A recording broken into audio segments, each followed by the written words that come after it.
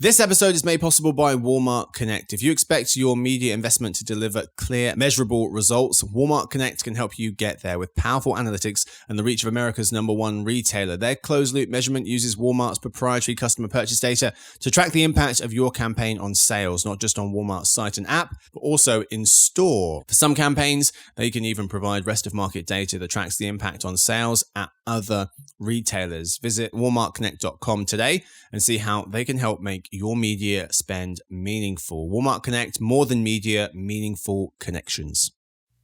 In-store promotional elements have been used for a long time to drive immediate sales, but you think about the introduction of screens and audio and things like that in the stores, and you think about the size of the audience, the breadth of our selection, we can really drive awareness and consideration while customers are in the store.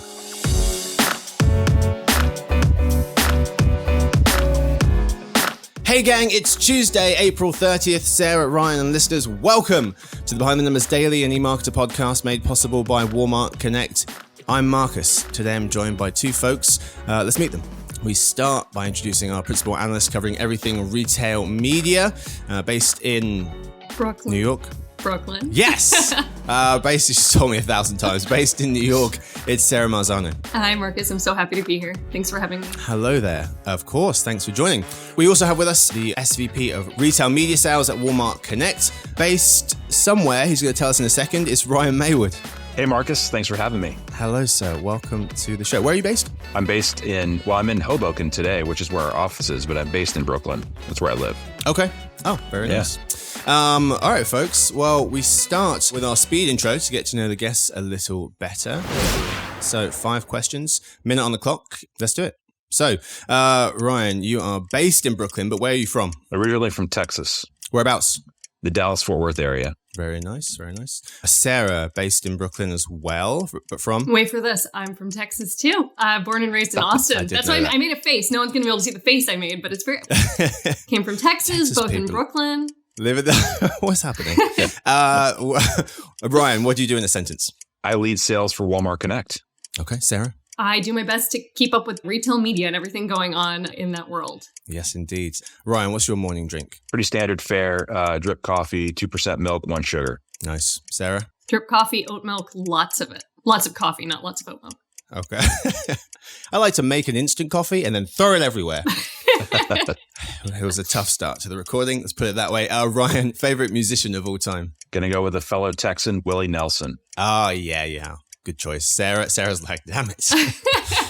Who you got, Sarah? No, this was hard, but Pavement is a band that I've been listening to since high school and will probably keep listening to. Oh, very nice. Timeless. Ryan, if you had to move, if you were forced out of Brooklyn, who knows what you've done to get kicked out, but you got to go, where'd you move to? Wherever they have the finest Negronis. You know, it's really about the journey, not the destination, and I'm enjoying every step of it. Good choices. Sarah? I feel like I'm going to make my family in Texas very upset, but I love a very dense city, so I'd probably end up in Europe somewhere, Paris, London, somewhere I can walk. Nice. Good choices indeed. All right, folks. Well, there are 2 guests. Let's move to today's facts. Before we get into what we're really talking about here, what's the most expensive thing in the world? Most expensive thing. It could be in anything. Like a specific item or like a... Like a thing, yeah. Oh. I will give... My Brooklyn apartments? I don't have $1 million, but I will... Is it like a piece of art? It's a building. It's not really a building. It's very underwhelming. I'll give you the answer. Okay. According to the when I looked this up, I was like, oh, what's it going to be? And it's very practical. According to Guinness World Records, the most expensive object on Earth is the Itaipu Hydroelectric Dam. Oh. The dam was constructed from 1971. Yeah. Come on, Ryan and Sarah. Yeah, I know. Sorry. That was my second guess. If we'd had more time on this, only. From 71 to 84 is when it was made. Sits between Brazil and Paraguay at the Parana River. It costs about $27 billion to build. Adjusting for inflation, that would equal just over $77 billion in today's money. The dam is the world's largest producer of electricity, providing 25% of Brazil's energy supply and 78% of Paraguay's. Wow. What's it made out of, like platinum and diamonds? I mean, how did it get up to that dollar figure? Mostly. Yeah, I know. Anyway, today's real topic, retail media's unstoppable growth.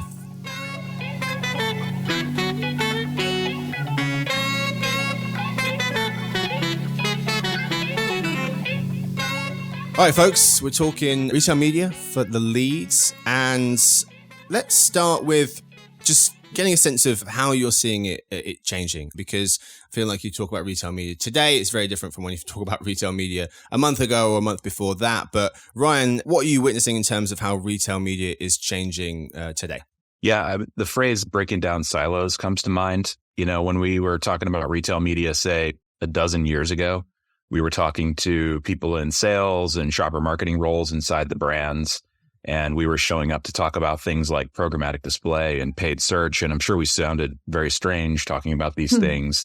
You know, the folks we were talking to were experts in winning in physical retail. Obviously, they've become experts in digital marketing since then, but they're not the only ones in the organization that know a lot about digital marketing. The chief marketing officer and his or her office, their organization, they all know about it too, and probably knew about it long before the sales folks got involved. So, you know, who do we see coming to our meetings these days? It's not just the chief commercial officer or the SVP of shopper marketing. It's the CMO. It's the SVP of media. It's the VP of marketing. It's the social expert. It's the folks who are experts in buying TV and programmatic. It's the brand leaders. And they're all coming together to advance a common agenda, which is to make their investments work harder and deliver more sales. Mm-hmm. Yeah, no, I think that is exactly it. When I was thinking about this question, I was like, there's sort of two sort of themes that I can think of. Like one being how retail media is quickly sort of diversifying off of the bread and butter of the on-site formats that sort of fueled the first, decade, and moving quickly into off-site, into upper and mid-funnel domains. We've revised our forecast here at eMarketer to show offsite is taking share more rapidly than we initially expected. And then, of course, there's the in-store arena as well, which is a really sort of exciting frontier when we think about the increased digitization of physical spaces and the opportunity that opens up. So it's an exciting space to be watching. And then from a bird's eye view, I think one of the things that I'm watching in terms of how retail media is changing is that I would argue like it's really gone mainstream, right? There are more and more sort of industries taking note. Anyone with access to first party data around how customers are shopping or thinking about how can I take a page out of this playbook that retailers have developed. And I think the phrase retail media is being thrown around like crazy to be applied to all kinds of things. And the definition is evolving. And we've got commerce media in the mix as well. Mm-hmm. Ryan, let's talk about some recently announced plans to link your insights platform, Luminate, directly into Walmart Connect. Talk to us a bit about how this integration benefits advertisers. Sure. Well, Luminate is a relatively new product at Walmart. It's built by a business unit in the company called Data Ventures. And there's two versions of it. There's a basic free version that all of Walmart suppliers get access to. And then there's also a paid version, which is full of rich insights about your sales on Walmart. And there's a few different types of insights that you pull out of it. There's shopper behavior. So, you know, what's in the basket? What are my customers buying? What are they buying together? What's my standing in the category? Things like that.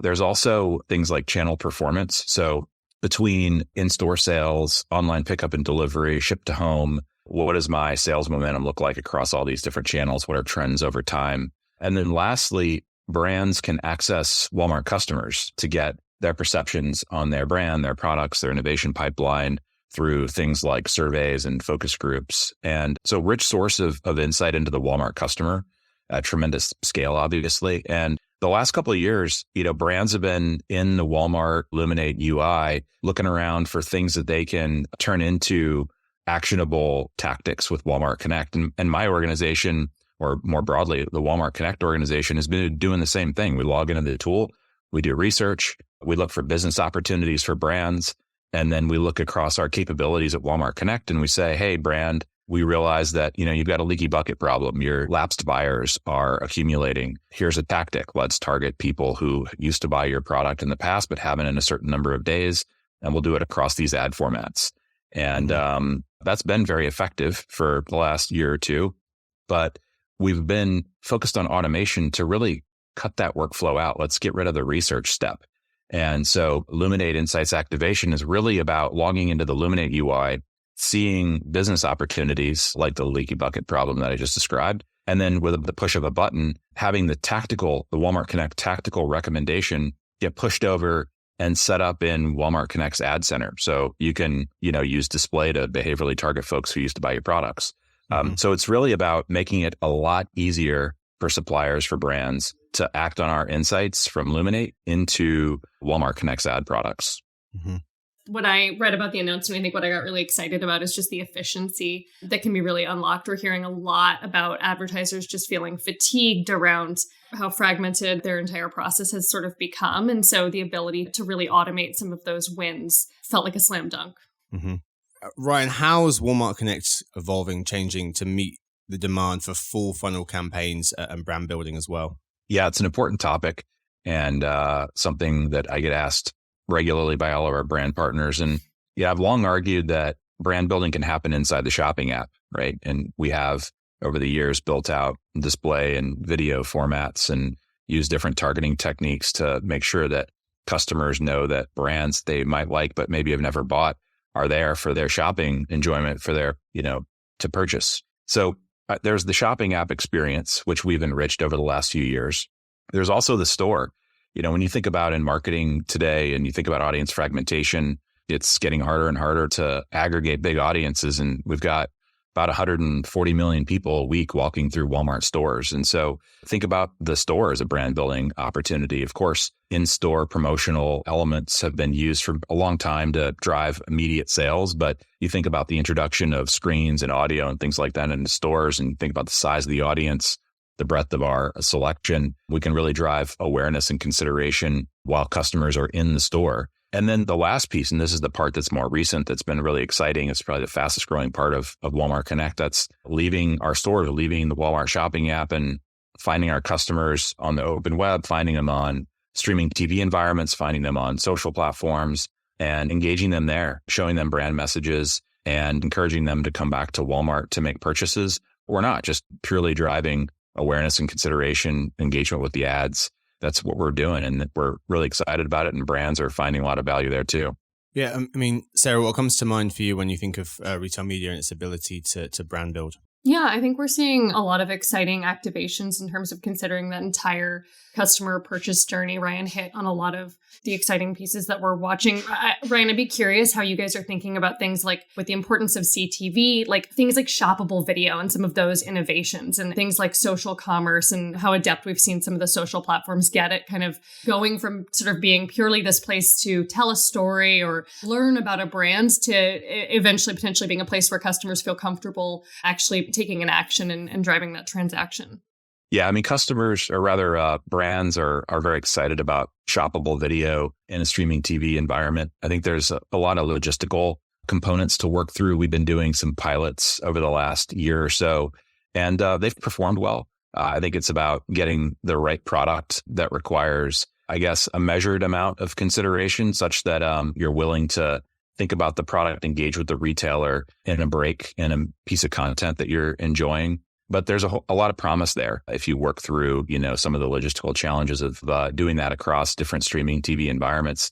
In a social context, even though we're still asking customers to check out in a Walmart-owned experience that pops up in, a browser page in an app or jump to a different app, we're still seeing tons of great performance there and reaching customers in the social environment. I think the next stage is, how do we push more of the checkout experience into the social experience as well? Something we have to decide and figure out as ourselves. Yeah. How do you make that like really easy? Because I think it sort of feels like a really well geared towards a more spontaneous purchase, right? You see it, you want it, you're going to do it, but you've got maybe a shorter attention span. So if there's any friction, it's really easy for that to get disrupted. Yeah. I have a million questions about shoppable TV, but I'm going to get to two more questions before we let you go, Ryan. The first one's about measurements. Big question in a lot of spaces, but particularly with retail media. What are you building to help with measurement? Yeah, well, we've been sort of referring to this year as the year of measurement. A couple of years ago, we had invested heavily engineering and product resources into improving our search capabilities. And then we did the same thing last year for display. where we built out what we needed to move our display business onto our own tech stack, into our own auction, our own self-service tools, our own API. And that 2 years of infrastructure work really laid the foundation for a lot of measurement innovation this year. And so we're doing all kinds of stuff. We're helping brands understand the impact of in-store advertising opportunities. We just talked a lot about offsite. We're helping brands understand the impact that social or CTV can drive on Walmart, what kind of both online and in-store sales lift it can cause. We're talking about incrementality. Budgets have grown significantly at Walmart Connect over the last 5 years. Is there a correlation between increasing ad spend and increasing sales, or is there a causal effect? And we're proving out that we're driving incremental sales. And lastly, as we become a top advertiser, or rather a top media partner for many of our advertisers, they want to include us in their media mix models. And so we've been investing in making that a lot easier. Mm-hmm. Sarah, when you're thinking about measurement, retail media, and this year in particular, what's the one word that comes to mind to sum up what people should be thinking about? I can't do a one word. Just one word. One letter. Just the one letter. I'm not even giving you the word anymore. Incrementality. You just made me so stressed out. Incrementality. I'm not saying anything else because you asked me for just one. Oh, just the one word. Okay, moving on. Mysterious. What does she mean? Tell us a bit more. I think it's just about really, like, as advertisers have more and more choices, right? The pressure is really going to be on retailers to prove out the value of the budgets that they're courting, right? And they're going to have to do that in really compelling ways. And it goes beyond return on ad spend to being able to prove out the incremental return on ad spend, like what truly wouldn't have happened if you hadn't invested. And retailers who can do that well are going to create a sticky experience where with their advertisers, where the advertisers is like, I can't hit my goals without investing here. Mm-hmm. Final question here, folks, for the lead. Ryan, how can in-store audio upgrade the shopping experience?